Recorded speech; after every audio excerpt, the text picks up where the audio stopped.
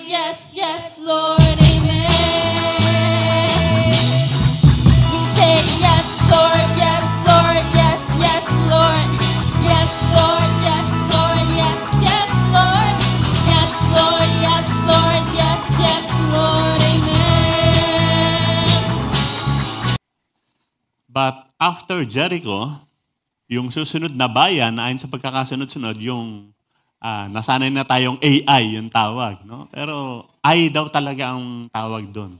I. No? Kasi 2 letters lang siya AI. I. No? Mas maliit kaysa sa Jericho, wala siyang pader na katulad ng Jericho. Ayun yung binasa kanina sa scripture reading. As usual, yung strategy ni Joshua, Padala ng spies. Diba? Yung common strategy. Sabi ng mga spies, kayang-kaya. Mali. 3,000 lang. Pwede na. Hindi na kailangan isama lahat. So, punta yung 3,000 soldiers. Pagpunta ng 3,000 soldiers, talo. Talo. How we wish victorious sana tayo palagi. But we know, ang realidad ng buhay, merong mga defeats. At yung pagkatalo nila, 36 namatay. 36 namatay. So, nung malaman yun ni Joshua, umiyak siya, at to the point na, kung babasahin yung susunod ng mga verses, to the point na sinisisi niya pa yung Diyos. Sabi niya, ba't kasi tumawid pa kami ng Jordan? Sinisi niya pa yung Diyos. Hindi niya alam kung bakit sila natalo. Hindi niya pa alam at that time ba't sila natalo. So, nung sinisisi niya yung Diyos, sinagot siya ng Diyos. At meron siyang natutunan. He learned something and we must learn from this too. Ano yung natutunan niya? The trouble that sin brings. Yan yung natutunan ni Joshua. Yan yung natutunan ng Israel at sana yun din yung matutunan natin ngayon. Sin is the problem. Sin is the cause of their defeat. Ano yung sumunod ng mga verses? Verses 10 hanggang 12. Pagkatapos ng nalungkot si Josue, sinisi niya yung Diyos, sabi niya, buti pa hindi lang kami tumawid ng Jordan. Sabi niya, sumagot ang Diyos, sabi, the Lord said to Joshua, stand up, tayo ka. Anong ginagawa mo dyan? Ba't nakasubsob yung mukha mo dyan? Sabi niya, Israel has sinned. They have violated my covenant, which I commanded them to keep. They have taken some of the devoted things. They have stolen. They have lied. They have put them with their own possessions. And then verse 12, that is why the Israelites cannot stand against their enemies. They turn their backs and run because they have been made liable to destruction. Yun yung dahilan. Kaya tingnan nyo, take note. That is why. Kaya sila natalo. Kaya hindi nila kayang labanan yung Ai kahit na napakaliit nun. Kukunti lang sila, mahina sila compared to Jericho. Kahit na, yun yung dahilan kaya sila tumakbo. And then, yung sabi ng Diyos, I will not be with you anymore. Hindi ko na kayo sasamahan. Ano nga yung quotable learning ng nakaraan? When God gets involved, anong kasunod? It's as good as done. When God gets involved, it's as good as done. Bakit natalo? Sabi niya, I will not be with you. God was not involved in that attack. When God gets involved, it's as good as done. When He is not involved.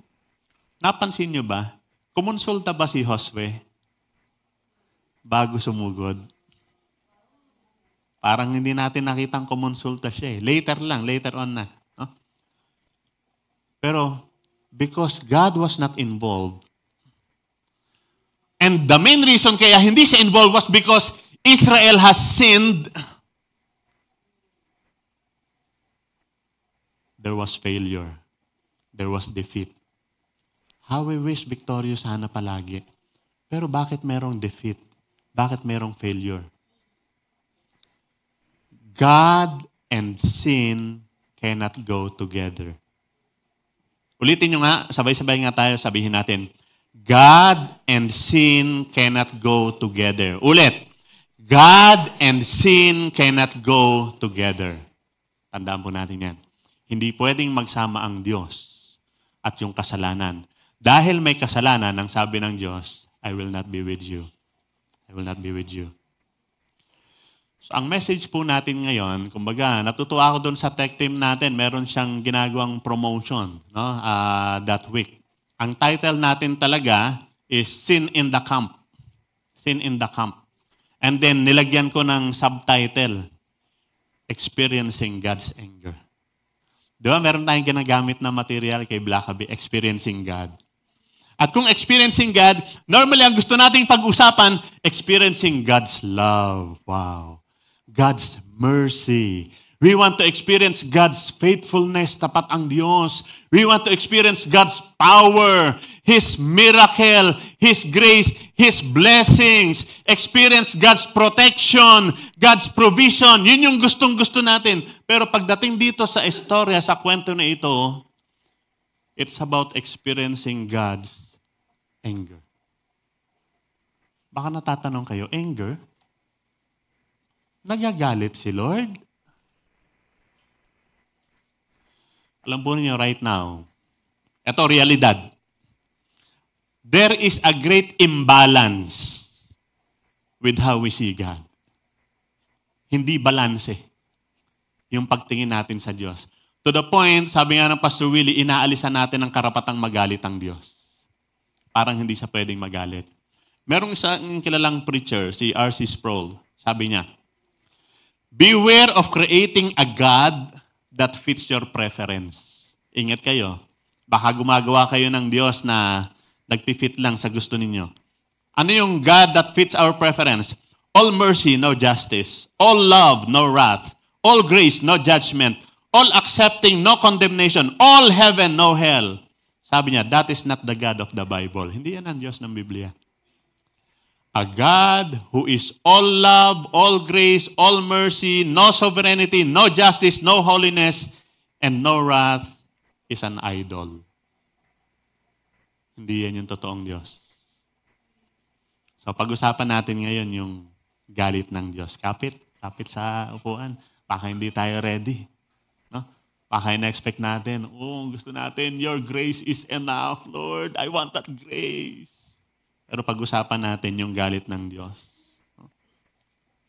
At ito pong pag-uusapan natin tungkol sa galit ng Diyos, hindi po ito para sa mga outsiders o sa mga non-Christians, sa mga wala dito. Hindi ito para sa mga taong hindi pumupunta sa church, yung galit na pag-uusapan natin.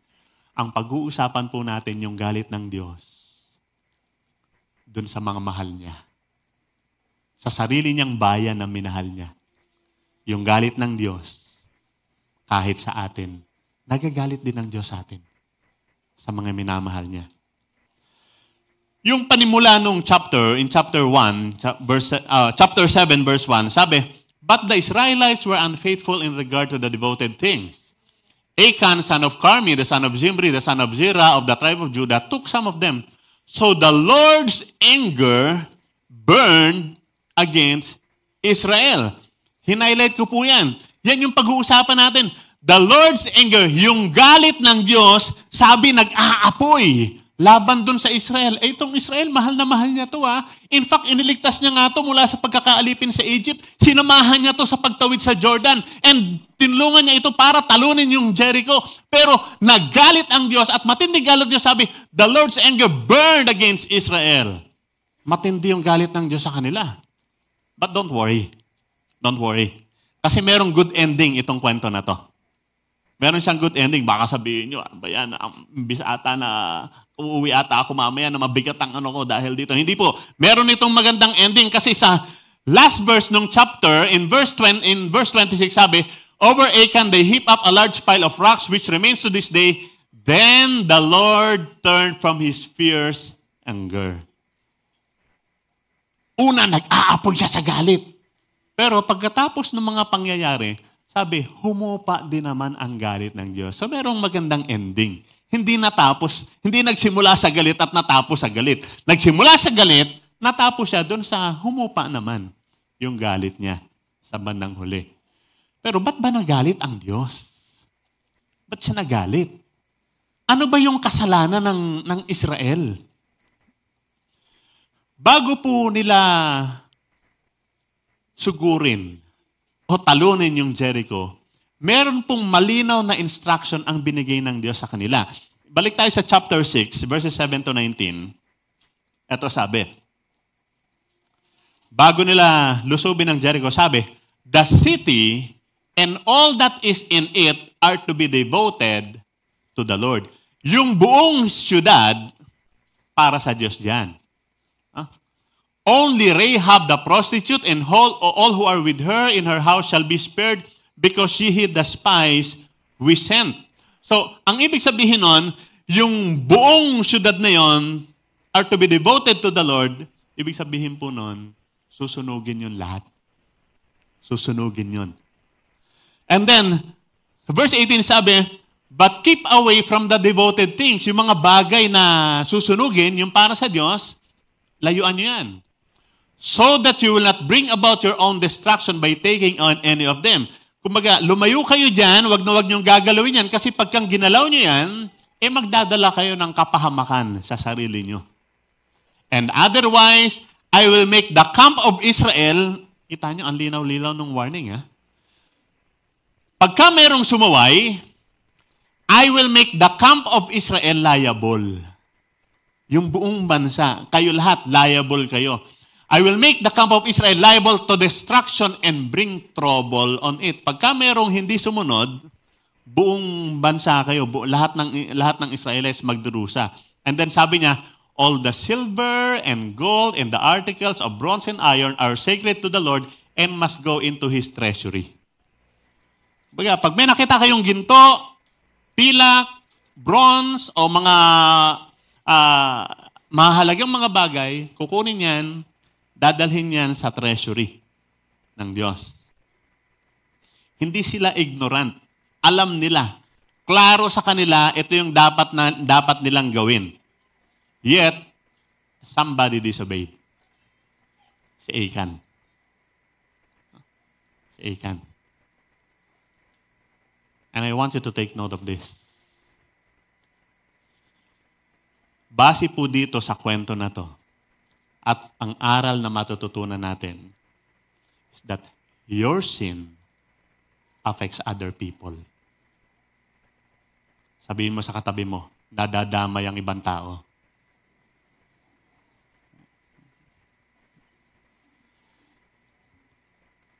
Diba? Isa lang may kasalanan eh. Nadadama yung ibang tao. Dahil sa kasalanan ni Achan, nung nanalo sila doon sa Jericho, di ba? Nanalo sila.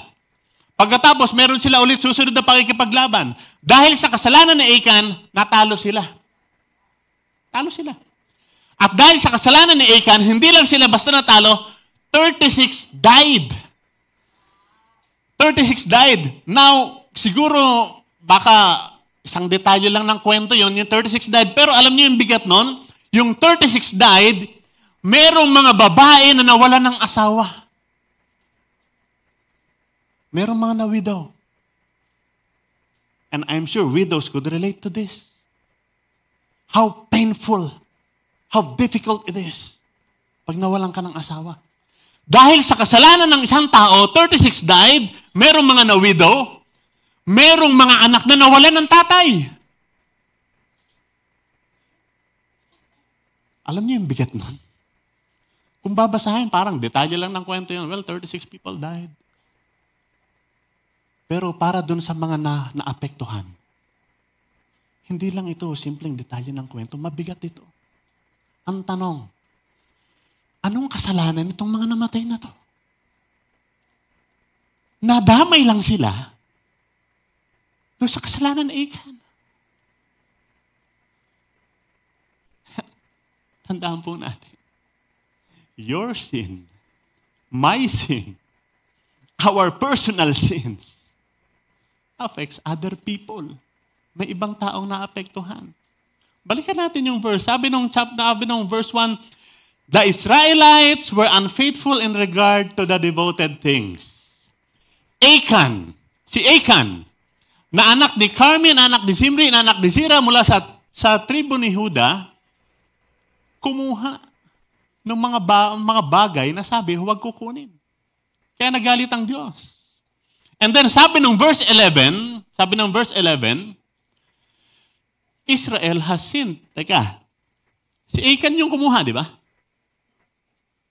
Si Achan. Pero sabi, buong Israel may kasalanan. They have violated my covenant. Baka sabihin niyo, di ba dapat he? Si Achan lang yun eh. Bakit they? They have violated my covenant which I commanded them to keep. They have taken some of the devoted things. They have stolen. They have lied. They have put them with their own possessions. Si Achan lang yun Pero, ano ang sabi natin kanina? Your sin affects other people.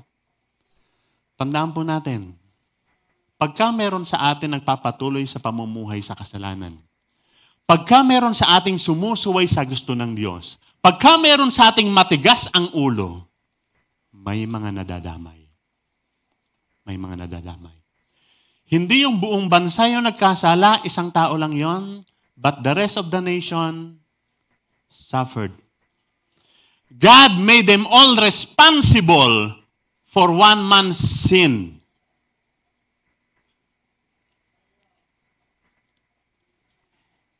Because that is what it means to be part of God's family. Ulitin ko. God made all of them responsible for one man's sin because that is what it means to be part of God's family. Nagigets nyo ba yun? Nagigets nyo? Yun yung ibig sabihin pagka ikaw ay part ng pamilya ng Diyos. Yun yung ibig sabihin pagkasama ka doon sa bansa ng Diyos. Yung isang ginawa mong kasalanan, hindi lang ikaw yung nagsasuffer, pati yung walang kasalanan naaapektuhan. When one person sins, we all suffer the consequences. Every evil word, every evil action, every evil thought hurts those people around you. Sino naapektuhan? Una, pamilya mo. Kung ikaw ay nagpapatuloy sa pamumuhay sa kasalanan, sa hindi pagsunod sa Diyos, sa katigasan ng ulo, hindi lang ikaw, apektado pamilya mo. Sa panahon natin sa ngayon, and I would dare say it, pati ang church apektado. Kaya minsan, iniisip natin pati yung pagsisikap natin, yung mga kagustuhan natin, yung mga magandang gusto nating mangyari, gusto nating gawin dito sa church, minsan napapaisip tayo, bakit hindi nangyayari? When there is sin in the camp, apektado pamilya, apektado yung buong camp, even the whole body of Christ may be affected. O isama, palawakin na natin, baka pati buong bansa. Apektado. Instead of blessings, instead of victories, instead of success, hindi nararanasan yung blessing. Napipigilan yung victory. Because there is sin in the camp. Gets mo? Tanong mo yung katabi mo, gets mo?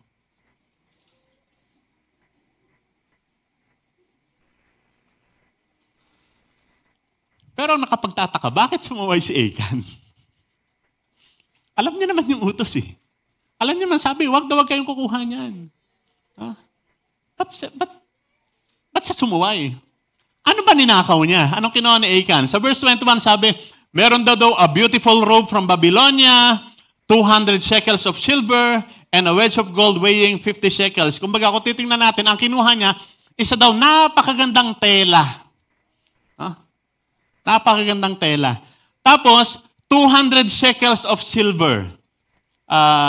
Tinignan ko yung equivalent daw nun, mahigit 2 kilong pilak. Sino mga alahero dito? Alam ko magkano, di ba, per gramo ang ng silver magkano? Mahigit 2 kilong pilak. And then, yung wedge of gold, yung gold bar, nasabi ay weighing 50 shekels, roughly, mahigit sa kalahating kilo ng ginto. Yung gold bar, mahigit kalahating kilo. Malaking kayamanan yon. Nung makita ni Achan, kunin ko to. Dinala niya, inuwi niya sa house, tinago niya sa kanila. Pero alam niyo ba, si Achan, mayaman siya Hindi siya mahirap. Hindi siya mahirap. mayaman siya. Kaya hindi pwedeng sabihin ni Achan na bunga ng pangangailangan, na yun yung madalas na alibay ng mga nahuhuli na mayaman si Achan. Kasi dun sa verse 24, kung babasahin natin, yung sinunog sila, Joshua together with all Israel took Achan, son of Zerah, yung silver, yung robe, yung gold bar, his sons and daughters, his cattle, meron siyang cattle, meron siyang donkeys, meron siyang sheep, sabi, and all that he had, marami siya. Alam po niyo yung kwento ng Israel, nung umalis sila from Egypt, palabas na lang sila, kinuha pa nila, at binigyan sila ng kayamanan ng mga Egyptians. Yun yung kwento. Marami silang daladalang mga ginto, mga pilak. In fact, nung naglalakbay sila sa wilderness, di ba, nung umakyat si Moses dun sa bundok at kinukuha niya yung Ten Commandments, anong sabi ni Aaron? Sige, yung mga ginto ninyo at gagawa. Nakakolekta ng maraming ginto. Lahat ng Israelites mayaman. Pero bakit si Achan, nung makita niya yun, naghangad pa rin siya? Let's take note of this. Yung pong gold and silver, kayamanan yan, maganda. Kahit na meron pa siya, kahit na meron naman siya, meron na siyang ginto at pilak galing sa Egypt. Hindi siya nakontento. There is discontentment. There is unsatisfaction. At pagkatapos inisip niya, siguro, kukuha ko ng marami nito para, siguro, alam niyo yun, meron mga tao na parang ang saya-saya nila pagkang nakukuha nila yung, pagkang merong magandang bagay, andun yung happiness nila sa mga material na mga bagay na yon. No? And then kumuha din siya, sabi yung napakagandang tela na galing Babylon. Wow, imported. No, mamahalin na tela. Bakit siya nagka-interest noon? Well, iba siguro, baka pagkang sinuot niya yan. Diba? Lahat ng tao nakatingin sa kanya. Diba? Oy, sikat. Ang ganda ng damit niya. Kasi yung mga damit namin, eto lang, local lang sa kanya, yung tela niya from Babylon. Anong makita natin sa karanasan dito ni Achan? There was discontentment. Yung happiness niya nandun sa mga material na bagay na meron siya. There was materialism. And then, merong mga tao na yung kanilang, ang gusto nila yung maging fashionable, they may gain the praise and admiration, yung hahangain sila, wow. No, kasi dahil sa ganda ng suot niya, dahil parang ang feeling nila, yung significance nila ay nakabase doon sa mga papuri ng mga tao pagkang walang sinasabi sa, kaya, di ba, kaya alam mo, merong ibang mga tao, mga bida-bida, di ba? Gusto nila, sila yung sikat palagi, sila yung, di ba? Yung gusto laging sikat, gusto laging hinahangaan. Parang ganun si Achan. Kaya, nagka-interest siya sa mga bagay na yun. Kahit na alam niya, ang sabi ng Diyos, wag. Wag.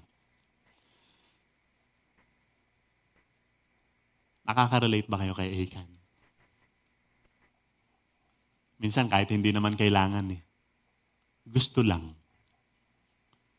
Gusto lang. Isipin mo. Naisip ko ito eh. Nung kunin niya yung tela, tinago niya. Hindi niya naman pwedeng suotin kasi pag sinuot niya, makikita ng mga tao, saan galing yan? Kaya hindi niya naman maisusuot. Tatago niya lang. Sabi niya siguro, later siguro, pagkang hindi nahalata, medyo palalam. Kaya nakatago lang muna. Merong progression yung kasalanan. Merong progression yun. Tingnan natin paano nag-progress yun kay Achan. Nung nag-confess na siya sa verse 21, sabi niya, when I saw in the plunder a beautiful robe from Babylonia, 200 shekels of silver, and a wedge of gold weighing 50 shekels, I coveted them and took them. They are hidden in the ground inside my tent with the silver underneath. Kita niyo yung progression ng pangyayari. Una, I saw. Nakita ko. When I saw, sabi niya, I coveted. Pinagnasaan ko. Ginusto ko. Nung pagnasaan ko, kinuha ko. Nung kunin ko, tinago ko. Tingnan niyo yung progression.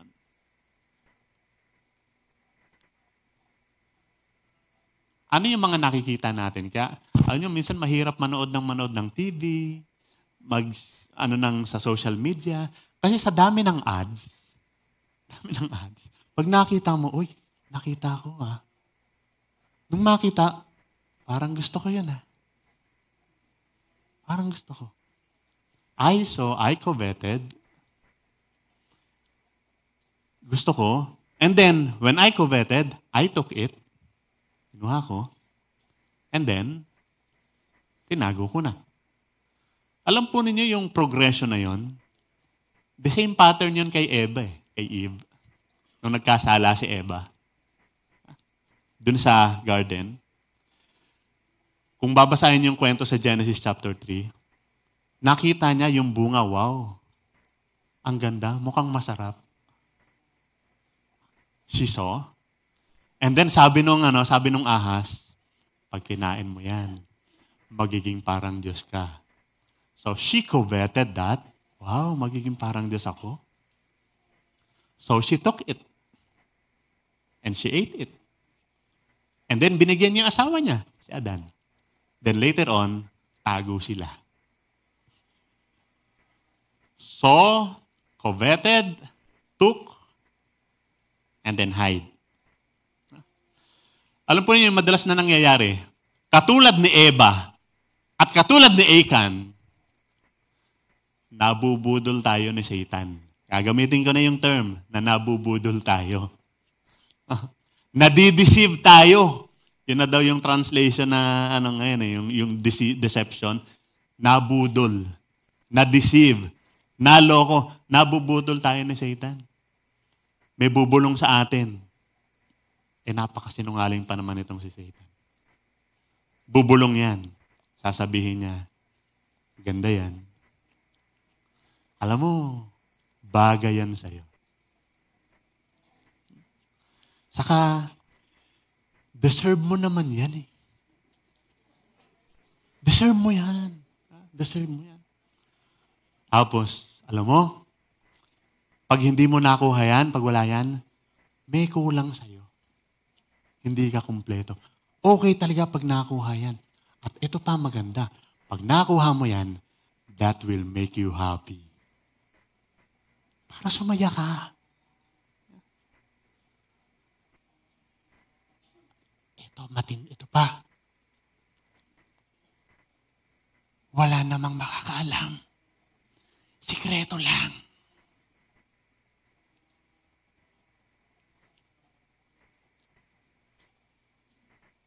Satan is a liar.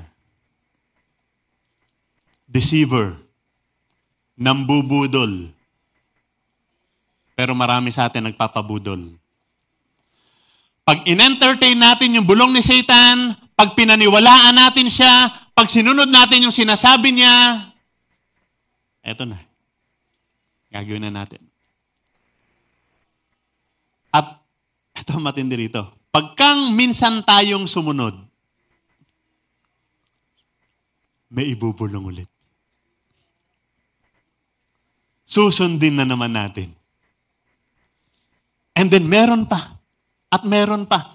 Hanggang sa nagiging normal, nasasanay na lang tayo, na nakikinig tayo sa binubulong sa atin. Sabi dun sa prayer kanina wala lang nga tayong word of God Kaya yung bulong ni Satan na lang yung pinapakinggan natin Hanggang sa nagiging normal na sa atin yung paggawa natin ng mga bagay-bagay na hindi gusto ng Diyos at nagpapagalit sa Kanya. Yun yung nangyari kay Achan. Nung simula pa, ganun yung nangyari kay Eva. At hanggang sa panahon natin sa ngayon, ganun pa rin yung progression ng kasalanan na nangyayari sa atin hanggang sa nagiging normal na sa atin yung kasalanan. At dahil normal na sa atin yung kasalanan, nagiging lifestyle na. We normalize sin. We normalize sin. Meron akong nakita online. Sabi niya, this is how we normalize sin. First, we overlook sin. Then, we permit sin. Then, we participate in sin. Then, we defend sin. And then, we persecute those who still call it sin. Normal na eh. Una, in-overlook lang natin. Hindi natin pinapansin. Merong mga immoralidad dyan, merong mga pandaraya dyan, merong mga corruption dyan. In-overlook lang natin. And then, bandang huli, pinapayagan na. Normal na yan eh. Nangyayari na. Pinapayagan na lang natin. Later on, makita mo yung sarili mo, kasali ka na doon. Kasama ka na. At dahil kasama ka na, justify na natin. Dedepensahan na. Yan ang trend. Lahat naman gumagawa niyan. Sino ba sa atin ang may kasalanan? Sino ba sa atin walang kasalanan? And then bandang huli, nagagalit tayo pagka merong sisita. Pagka merong magsasabing kasalanan yan. Kasi normal na yung kasalanan eh. Normal na. Pero tandaan natin, God sees. God hears. And God knows. Nakita niya, narinig niya, alam niya. Walang may tatago sa Diyos. At may consequences. May bunga. Anong consequences nung kasalanan ni Achan? In verses 24 to 25, ito sabi, Then Joshua, together with all Israel, kinuha nila si Achan. Lahat nung kinuha niya, yung pilak, yung ginto, yung mamahaling tela, pati yung pamilya niya, his sons and daughters, yung kanyang mga alagang hayop, yung mga ari-arian niya, cattle, donkeys, and sheep, yung tent na tirahan niya, at lahat-lahat ng meron siya, dinala dun sa Valley of Achor. And then, sabi ni Joshua, Why have you brought trouble on us? Bakit naman ipinahamak mo kami? Bakit naman dahil sa'yo pati kami nadamay? Dahil ipinahamak mo kami, the Lord will bring trouble on you today. Then, all Israel stoned him, and after they had stoned the rest, they burned them.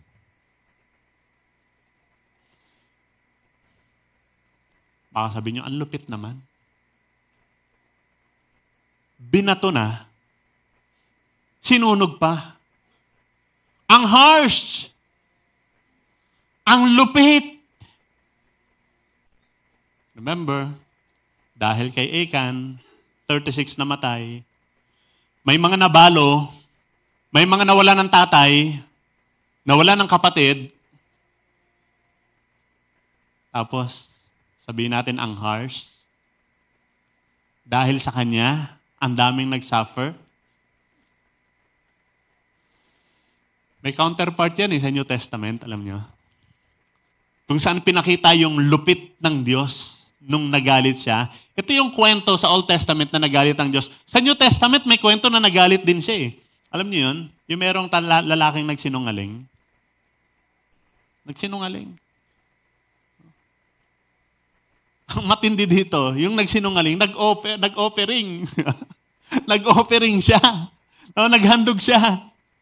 Pagkatapos, sabi sa kanya, yan na ba lahat yung napagbilhan? Sabi, opo, lahat ng yun. Patay agad. Patay agad. Pagkatapos, pagdating ng asawa niya, tinanong, totoo ba? Sabi ng asawa mo, opo, totoo po. Patay din agad. Yung kwento ni Achan, yun yung counterpart dun ng kwento ni Ananias at Sapphira dun sa New Testament. Pero alam nyo, itong ginawa ni Joshua, pagkatapos batuhin, pagkatapos sunugin, Sabi dun sa last verse, nilagyan nila to, tinabunan lang yung pile of stones. Pile of stones. Bakit?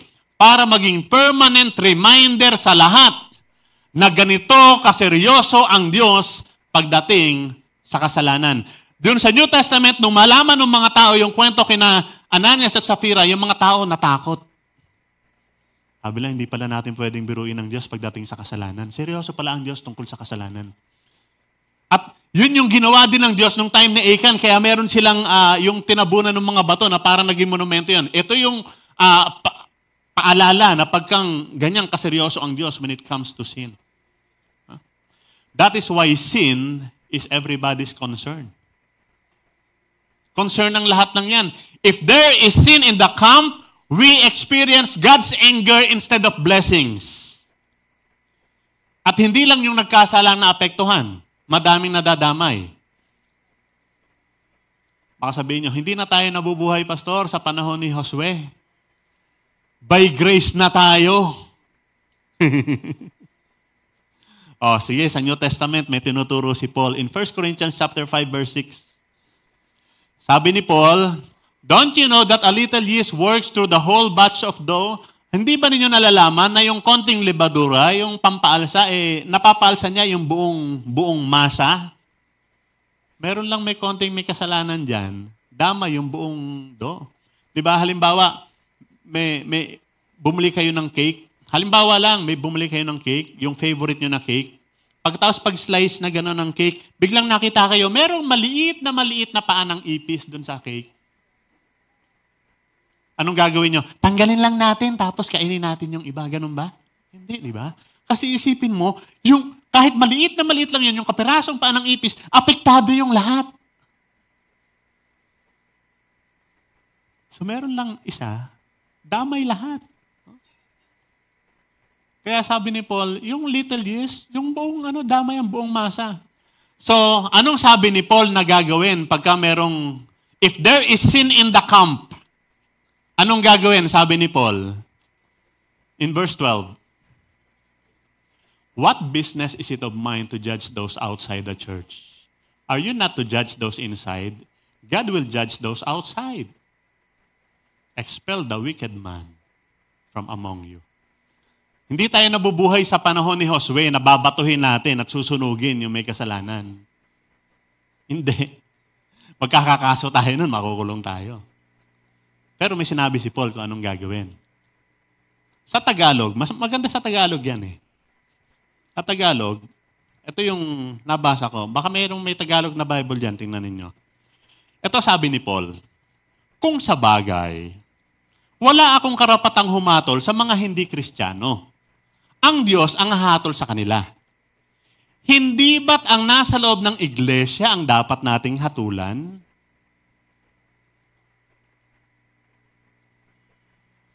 Are you not to judge those inside? Kaya natatawan lang ako pag minsan may narinig ako, huwag kang mag-judge. Don't judge. Hindi tayo dapat judger. Ang clear ng instruction, no? Are you not to judge those inside? Sa Tagalog, hindi ba't yung nasa loob ng iglesia dapat hatulan? Lalo na kung yung kasalanan niya nakakaapekto sa lahat. Sabi nga sa kasulatan, itiwalag niyo sa inyong samahan yung masamang tao. Bakit kaya sinabi ni Paul to? Kasi nadadama yung buong pamilya, nadadama yung buong church pag hindi dinidil yung kasalanan. Instead na blessing, instead na victory, natatalo, nagsasuffer. Lalo na pag na-normalize na yung sin, hindi na nila tinitingnan o hindi na nila nakikitang kasalanan yung ginagawa nila, tinatanggap na lang nila na normal na yon, ipinagtatanggol na nila yung ginagawa nila, nagagalit na sila pag tinatawag na kasalanan yung ginagawa nila, kaya dapat idil yung nagkakasala. Disiplinahin kung kailangan. Disiplinahin kung kailangan. Linawin natin. Part ba talaga ng pamilya o hindi?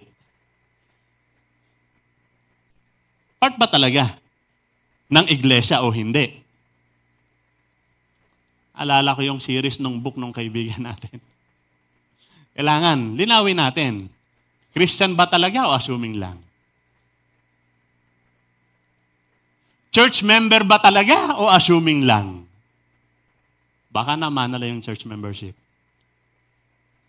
Praise and worship nga ba o assuming lang? Generous nga ba o assuming lang? Pero damay kami dito kasi meron din siyang, pastor nga ba o assuming lang? So sin is everybody's concern. And merong paraan ng Diyos para i-reveal yun. Hindi yun matatago. Ika nga natin, yung nabubulok, may amoy yan, aalingasaw yan. So matapos po paharapin yung buong Israel para malaman kung sino yung may kasalanan, natukoy si Achan. Siya yung may kasalanan. And then sabi nung verse 19 to 20, sabi, Then Joshua said to Achan, My son, give glory to the Lord, the God of Israel, and give him praise. Tell me, aminin mo, anong ginawa mo? Huwag mong itago sa akin. Sabi ni Achan, totoo po, nagkasala po ako. Ito po yung ginawa ko. Baka nagtatanong kayo, ba't pinarusahan pa din? Umami naman ah. Hindi niyo naman tinanggi ah, umami naman siya. Tanong, umamin ba siya o nahuli?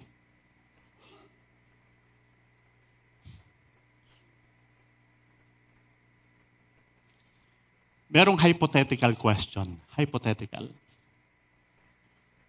Paano kaya kung bago pa siya nahuli, lumapit na siya? Sinabi niya na kagad, akong may kasalanan. I take responsibility. Magbabago kaya yung kwento? Sabi ng Proverbs 28:13, He who conceals his sins does not prosper. But whoever confesses and renounces them finds mercy. Yung nagtatago, hindi aasenso yan. Hindi magtatagumpayan. Pero yung mangungumpisal at tatalikuran, yung kasalanan niya, sila'y kahahabagan. As I have said kanina sa introduction, meron namang good ending yung kwento. Meron good ending. Because there is a blessing after dealing with sin. May blessing after dealing with sin. Pero kung hindi i-deal yung sin, walang blessing, walang good ending. So merong magandang ending dahil merong blessing after dealing with sin. Sabi nung last verse, yung verse 26, Then the Lord turned from His fierce anger. Napawi ang galit ng Diyos. Bakit? Dinil yung kasalanan. Dinil yung kasalanan. Kaya napawi yung galit ng Diyos. And then in the next chapter, in chapter 8, makikita natin yung pagbabalik ng victory sa Israel. Yung tagumpay nila, yung biyaya sa kanila. Nagbalik niyan at hindi lang sila nagtagumpay. Take note, hindi lang sila nagtagumpay, pinayagan pa silang mag-uwi ng mga bagay na magustuhan nila. In chapter 8, verses 1 and 2, sabi, Then the Lord said to Joshua, huwag kayong matakot, huwag kayong panghinaan ng loob, o sige, yung buong army, isama ninyo, punta kayo dun sa Ai, dahil ibinigay ko na sila sa inyo, at gagawin nyo sa kanila kung ano yung ginawa ninyo sa Jericho. At hindi lang yon. Hindi lang yon, sabi niya, You may carry off their plunder and livestock for yourselves. Kung ano mang makita ninyo, makakita kayo ng magandang tela, makakita kayo ng ginto, makakita kayo ng pilak, kahit anong magustuhan ninyo, pwede nyo nang iuwi, hindi na yan ibibigay dun sa treasury. Imagine. When God is involved, it is as good as done. Ito kasama ang Diyos eh. Ang Diyos yung nagbigay ng instruction sa kanila. Sige, go! Sa inyo na yan. Sigurado na yan. At pagkatapos, kunin na ninyo kung anong gusto nyong kunin. Bakit si Achan, nung kumuha, pinarusaan, eto ngayon pwede na. Kasi bago sila umalis, sinabi ng Diyos, huwag kayong kukuha. Akin lahat yan. Ngayon, dito yung susunod, o sige, kunin nyo, magustuhan nyo, sa inyo yan. Baka sabihin nyo, ba't gano'n pabago-bago naman ang Diyos? Hindi po. Hindi nagbabago yung principle ng Diyos ng first fruits. Yung una, Kanya. Yung unang tagumpay nila sa Jericho, lahat yan, Kanya yan. Yung mga susunod, sa inyo. Hindi pa bago-bago ang Diyos. Ang tagal ng principle ng Diyos yan. Yung una akin, yung iba susunod sa inyo. Si Achan nainip. Pati yung para sa Diyos, gusto niyang kuhanan. Eh pag kinuha mo yung para sa Diyos, parang sinasabi mo, Diyos ako. So, hindi naman kontrabida si Lord sa happiness natin. Alam niyang masisiyahan kayo doon. Pero yung una sa akin, then yung susunod, sige, sa inyo na. Sa inyo na. So, di merong magandang ending. Nung madil nila yung kasalanan, napawi yung galit ng Diyos, bumalik yung tagumpay, meron pa silang kayamanan. Meron pa silang kayamanan. Alam niyo, yung kwento na ito ni Achan, ano to? Warning. Warning. Tungkol sa galit ng Diyos sa kasalanan. Galit ng Diyos sa kasalanan. Pero hindi natin maaalis dito sa kwento na ito. Yung pagmamahal ng Diyos. God loves us too much na hindi niya papayagan na mamuhay tayo sa kasalanan. Sa sobrang pagmamahal niya, hindi siya papayag na mamumuhay tayo dun sa mga bagay na ikinagagalit niya. Sa sobrang pagmamahal ng Diyos, gagawin niya whatever it takes para maiayos tayo, para maitama tayo. To the point na merong siyang gagawin para ipakita kung gaano siya kaseryoso pagdating sa kasalanan. You know,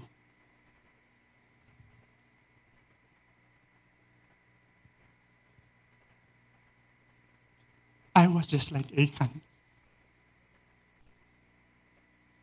Katulad niya rin ako. Nabubudol din ako ni Satan. May kasalanan din ako.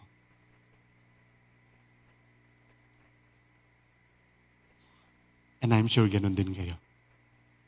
Hindi natin pwedeng sabihin, si Achan lang yun. Sila lang yun. Siya lang yun. No. Ako rin. Ganon. May mga nakatago din ako. May tinatago rin kayo. Pero alam nyo, hindi yun pwedeng itago sa Diyos. And God has a way, and He has a time para idil yun. Para idil yun. Yung question kanina, what if bago pa nahuli si Achan, lumapit na kaya siya? Ano kayang pwedeng nangyari? You know, kung ano yung hindi nagawa ni Achan, pwede natin gawin ngayon. We can come forward. We can come to God. Confess. Admit. And ask for His mercy. Ask for His mercy. You know, sa pagmamahal ng Diyos, sinugo niya yung kanyang bugtong na anak ang Panginoong Jesus para mamatay dun sa krus at bayaran yung kasalanan natin so that hindi na natin pagdusahan yon. Jesus died for us. Achan died for his sins. We don't need to die in our sins because Jesus died already for us. kung ano yung wala si Achan. Achan was not given or he did not grab or did that opportunity na makapagsisi hanggang sa andun na sa point of judgment na. Tayo, wala pa tayo doon. We can still do it. Ngayon. We can find mercy. God is love. God is faithful. God is merciful. God is forgiving. Yes. Pwede nating maranasan ngayon if we will come to Him. Let's pray. Lord, we come before you today. Hayag po sa inyo yung lahat. Wala kaming pwedeng itago. Kanina sa pastoral prayer, meron na kaming confession. But even ngayon, inihahayag namin, Panginoon. Katulad kami ni Achan. Gumagawa kami ng mga bagay na hindi nyo gusto. Sumusuway kami sa gusto nyo. And dahil dyan, minsan nadadamay pati ibang tao dahil sa kasalanan namin. Panginoon, mangusap po kayo sa amin ngayon. Convict us, Lord. Kung merong mga bagay na isinusuko namin sa iyo, inaamin namin ang mga kasalanan namin, hinihingi namin ng tawad. Meron din namang mga bagay na parang hindi na namin tinitingnan na kasalanan kasi normal na sa buhay namin. Lord, convict us. Pakita niyo sa amin.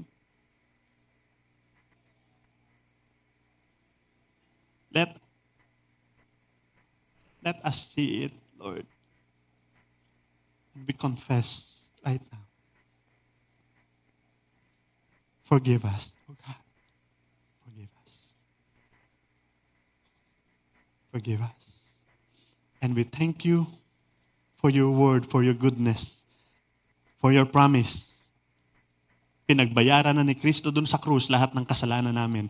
Therefore, if we confess our sins, you are faithful and just to forgive us and cleanse us from all unrighteousness. Salamat, Panginoon, sa kapatawaran.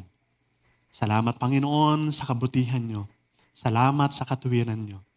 Salamat po aming Diyos. Purihin ka. Dalangin namin ito sa pangalan ng Panginoong Jesus. Amen.